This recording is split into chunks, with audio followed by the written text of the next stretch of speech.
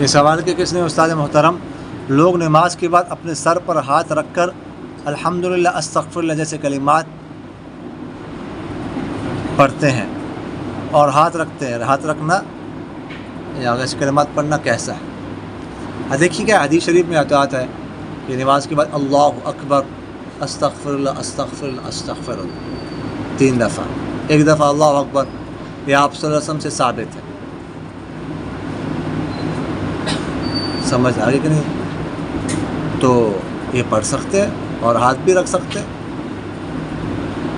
اور اس طرح ہاتھ رکھ کے پیشانی پر 3 دفعہ یا قوی یا سلام پڑھنا جس کا حافظہ کمزور ہو تو حافظے کے لیے وہ بہت مفید ہے، اس سے حافظہ مضبوط ہوتا ہے. یا قوی یا سلام 3 دفعہ بزرگوں کا عمل ہے، یہ بتاتے ہوتے ہیں. سمجھ آ گئی؟